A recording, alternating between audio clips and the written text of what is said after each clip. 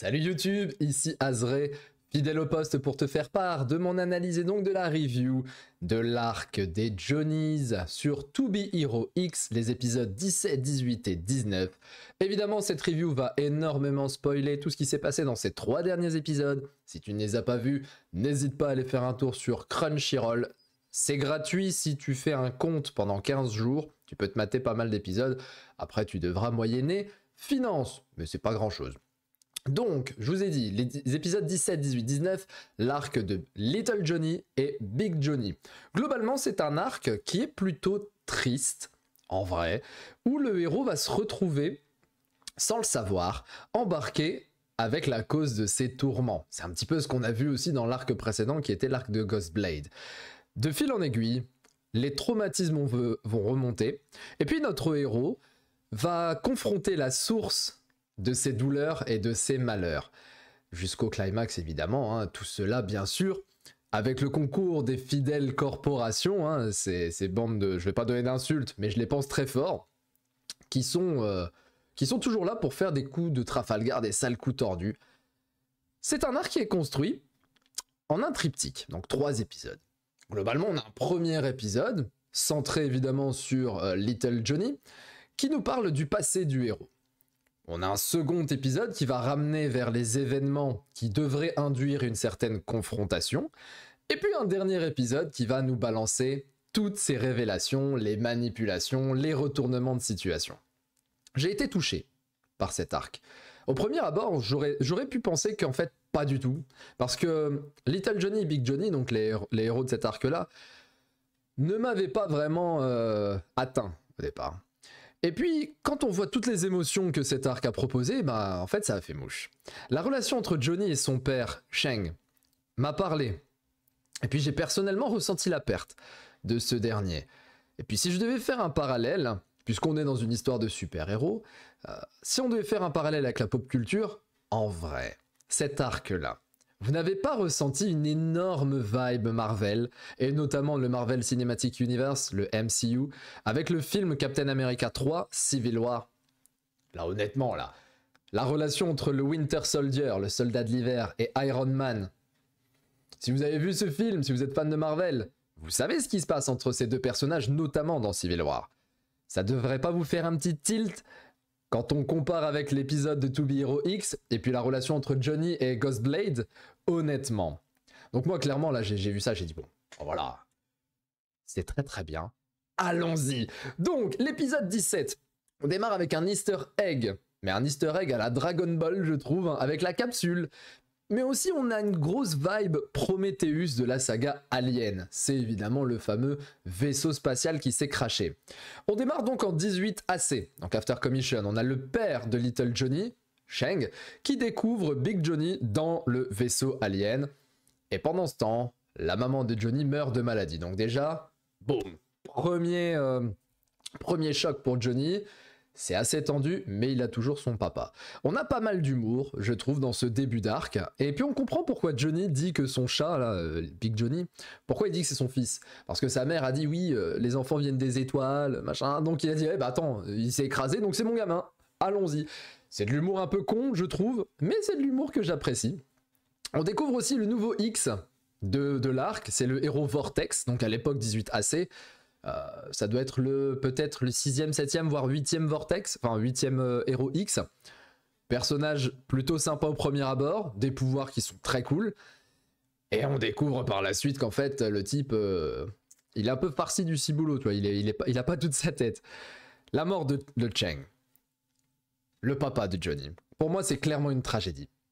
On apprend que le chaton, du coup, est lié mentalement à Johnny, puisque lorsque Little Johnny pète un plomb, Big Johnny se transforme complètement. Donc, techniquement, on peut se dire ici que c'est l'état mental du gamin qui va induire la transformation de Big Johnny en monstre. Dans ce cas-là, moi, je me suis posé la question, mais qu'est-ce que tu as fait, Ghostblade ? Pourquoi tu as tué Sheng? Surtout que quand on le voit pendant tout l'épisode 17, on se dit mais en fait le papa il est super cool, il est sympa, il aide vraiment son fils, il est attachant en fait. Et là tu nous ramènes Ghostblade qui le... Bon c'est littéralement Howard Stark et Winter Soldier, on est clairement dans ce truc là. Puis sur le coup je me suis dit, fin d'épisode 17, mais attends, Vortex, il avait demandé son aide à Cheng avant. Donc Cheng est un héros de type soigneur. C'est pour ça qu'on a toute une tragédie vis-à-vis de sa maman, puisqu'il n'a pas réussi à soigner son épouse. Vortex donc demande de l'aide à Cheng. Cheng refuse en disant « Non, sans moi tu devras le battre ». On comprendra beaucoup plus tard qu'en fait il parlait du héros numéro 2. J'ai perdu le nom du héros, ça me fait penser à Phobia. Il y a un truc avec Phobia, je crois. Et puis après, Ghostblade vient et tue le père de Johnny. Pourquoi Vortex aurait envoyé Ghostblade? C'est ce que je me suis dit à ce moment-là. Ma théorie que je me suis dit, c'est attends, est-ce que Vortex n'aurait pas appelé Ghostblade et il leur a dit tue Cheng, récupère Big Johnny pour moi? Bien évidemment, on enchaîne avec l'épisode 18 et puis c'est une théorie qui tombe directement à l'eau. Hein, vu que Ghostblade va recevoir un message lui demandant de ne pas faire plus que ce qui lui est demandé, tandis que Vortex s'est fait démolir par Big Johnny. Là, je m'y attendais pas. C'est le héros X, il s'est fait exploser littéralement, mais ça induit justement un personnage beaucoup plus puissant que le héros X d'époque, hein, qui est Big Johnny, qui est un alien, a priori.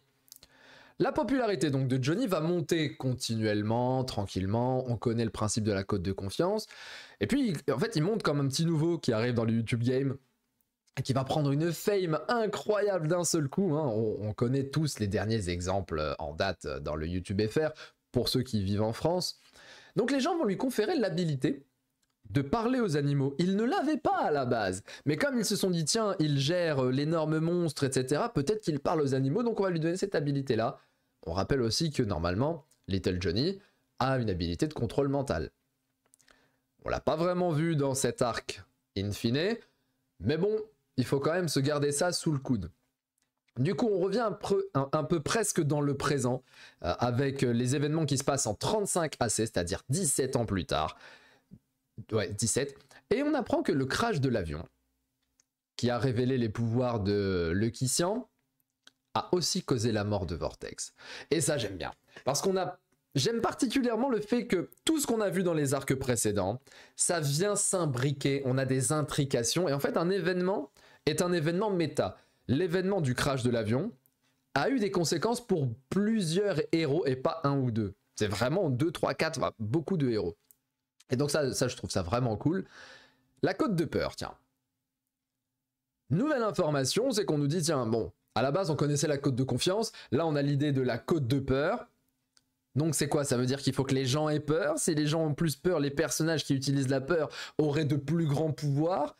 Là, on a carrément le blond, là, j'ai perdu son nom, blond, vous m'excuserez, qui nous dit que la cote de peur semble plus stable que la cote de confiance. Et dorénavant, donc, les corpos souhaiteraient peut-être jouer sur la peur plutôt que sur la confiance.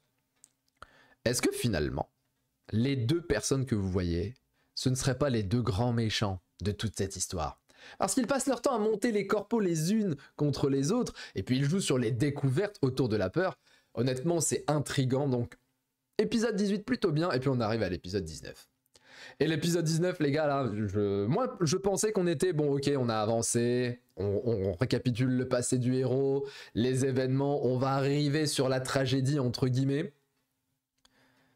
Et en fait, ouais, clairement, on arrive sur le cœur de la tragédie qui est révélée. Déjà, premièrement, le blondinet, il se cacherait sous le nom de Projecteur, si j'ai bien compris. En tout cas, le professeur Luo parle d'un certain Projecteur, et ça semble, on va dire, se mettre en lien avec ce qu'on a vu précédemment. Bon. Et puis, on a le retour de Yanmo.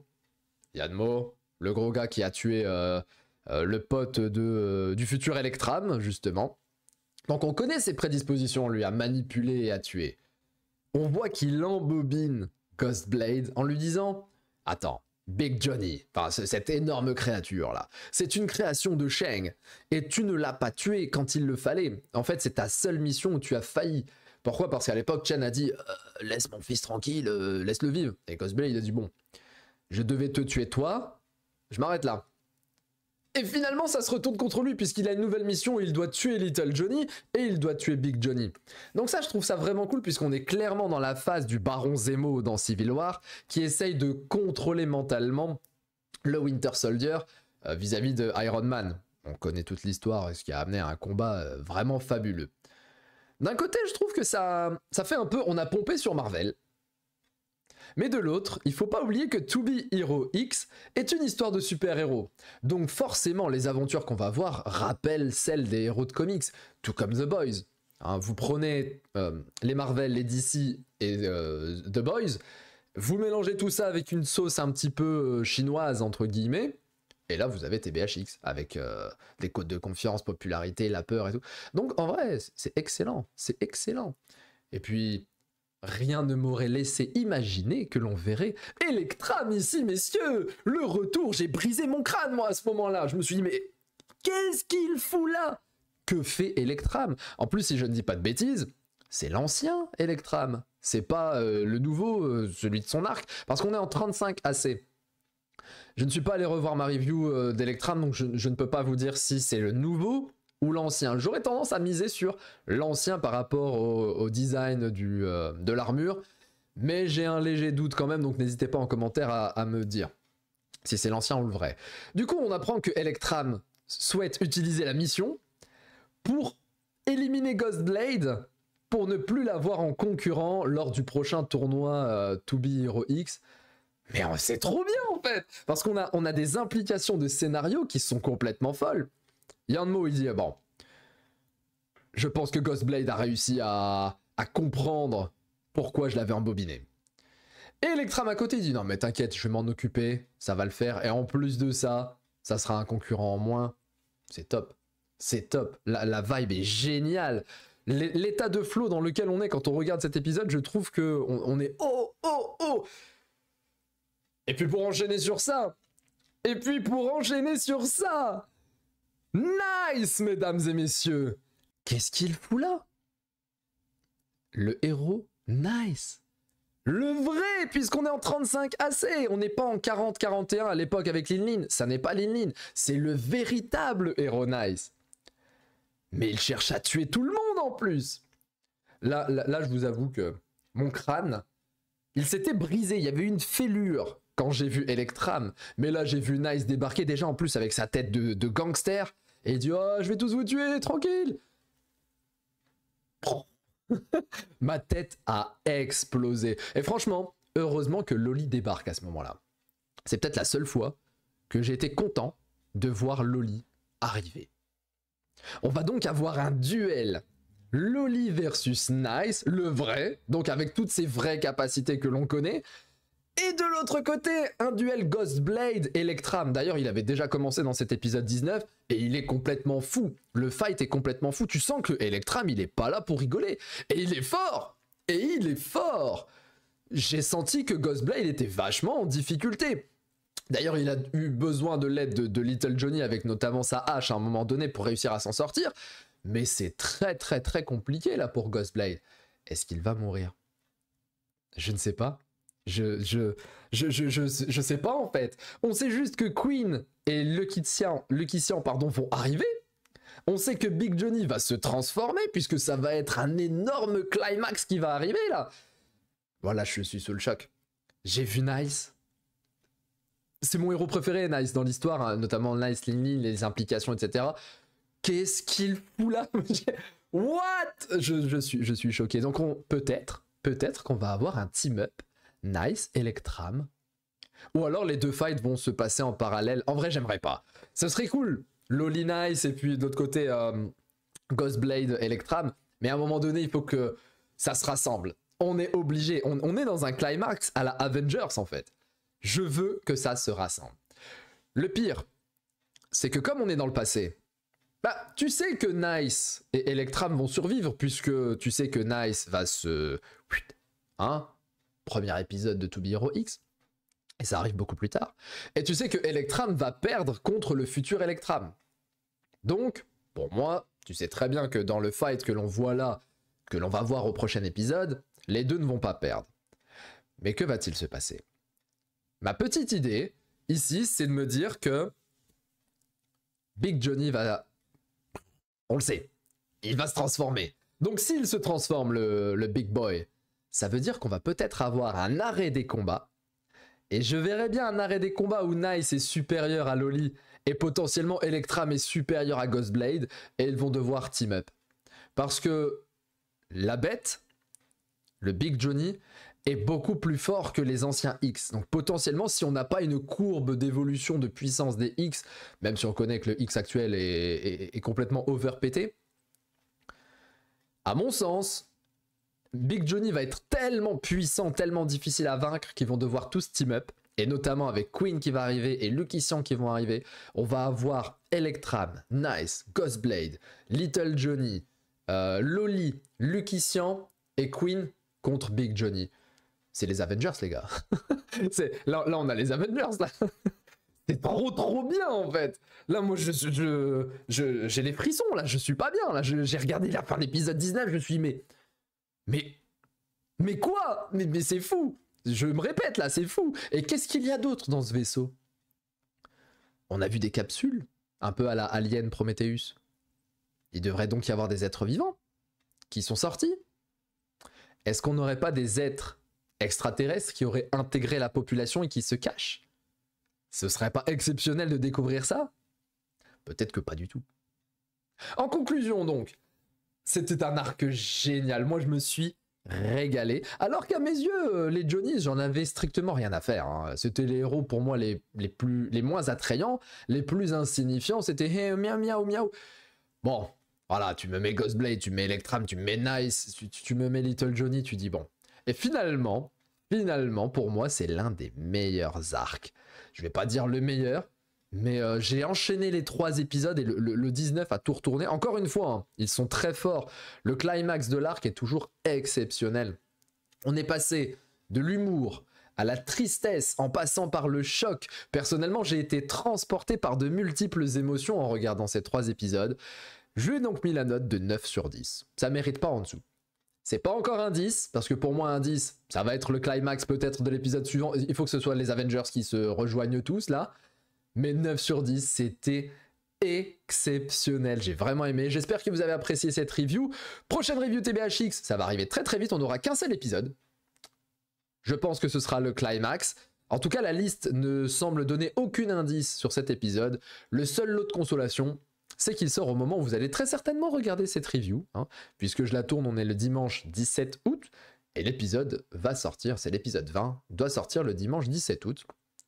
Pour moi donc, ça va être un épisode de fou furieux, j'ai vraiment hâte de le regarder, d'en faire la review, des combats de zinzin, j'en suis sûr et certain, ou alors on va se faire brain. Mais j'ai un doute parce que après on a l'arc de Dragon Boy, 2 épisodes sur l'arc de Dragon Boy, donc à mon avis combat de fou, révélation dantesque. To Be Hero X, on s'approche de la fin, il ne nous reste plus que 5 petits épisodes. Abonnez-vous, laissez un like, ne léchez pas le like, laissez-le juste, ce sera déjà pas mal. N'hésitez pas à commenter, c'était Azré, on se retrouve très bientôt, ciao ciao.